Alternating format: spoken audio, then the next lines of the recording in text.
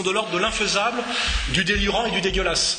Et la rigueur, c'est que quand les gens vous disent dans les quartiers vous êtes raciste, quand je leur mets votre vidéo sur l'islam, après ils vont les larmes aux yeux. oui, oui, parce qu'en plus, je connais bien ces milieux-là. Pourquoi je connais bien ce milieu-là? Parce que j'ai fait de la boxe toute ma vie. Et dans les salles de boxe anglaises, pas les karatés où on pousse des cris et on fait les danseuses, ou le Krav Maga.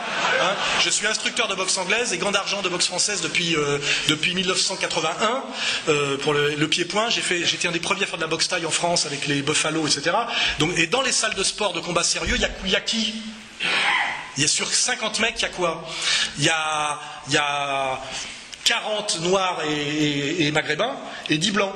Et quand vous boxez, il n'y a plus de race, il n'y a plus de noirs, de blancs. Il y a les bons boxeurs et les mauvais boxeurs, il y a ceux qui ont la classe, ceux qui l'ont pas. Et on est toujours admiratif d'un Mohamed Ali, même si on est blanc et même un peu Ku Klux Klan, parce que le mec il a la classe, c'est tout.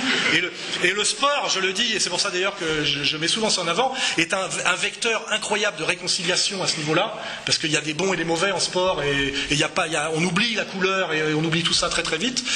Et en plus la France a cette chance qui permet, je le dis, de briller au handball, parce qu'on a un réservoir de morphotypes et de mecs qu'on veut, même bien supérieur aux États-Unis aujourd'hui, où dans les quartiers il y a beaucoup plus d'obèses que chez nous. On est au top mondial en réalité. Si on voulait faire une politique de sport, on est au top mondial. On le vérifie d'ailleurs dans les sports collectifs, avec le basket, avec le handball. Et donc on a vraiment des chances pour la France, si on fait le boulot qu'il faut faire, évidemment. Pas si on leur donne le chichon et le RSA et l'idéologie SOS Racisme. Là, c'est évident. Voilà.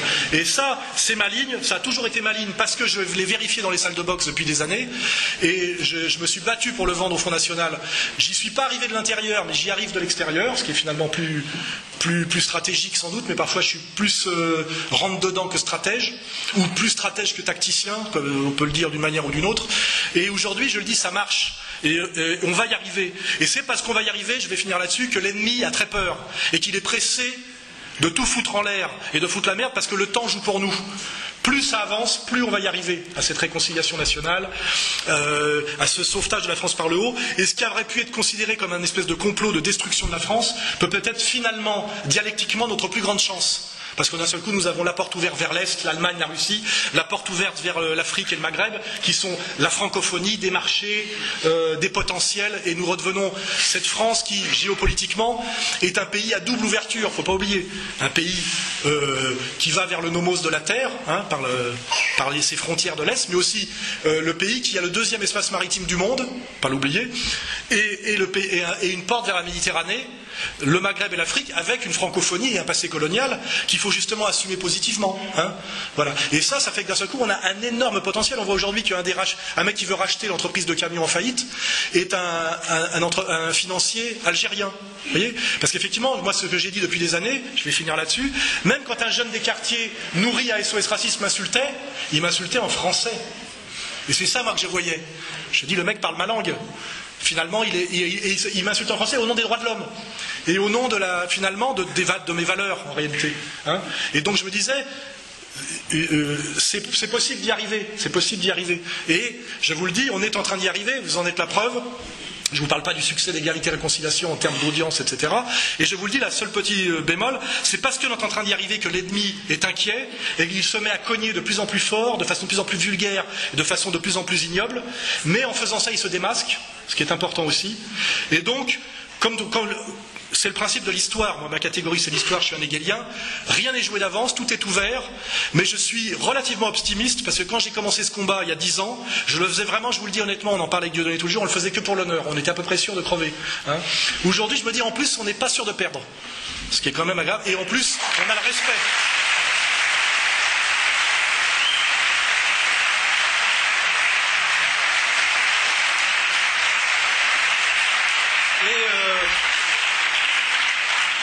Dernière chose, qu'est-ce qui fait que je suis motivé? C'est l'incroyable respect que je reçois des gens dans la rue.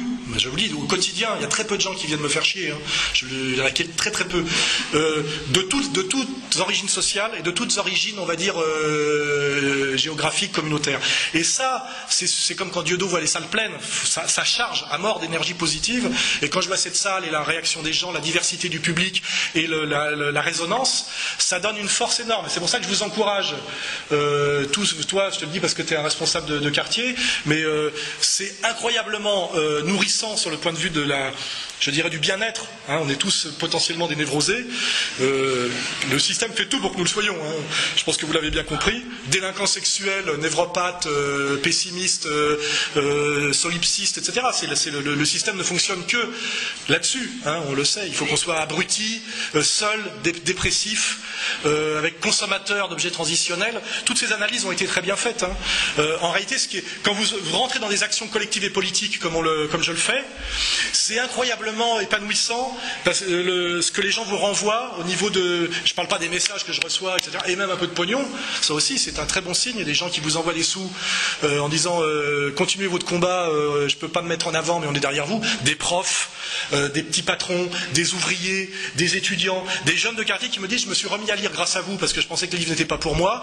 Je viens de passer mon master de je ne sais pas trop quoi. Excusez-moi.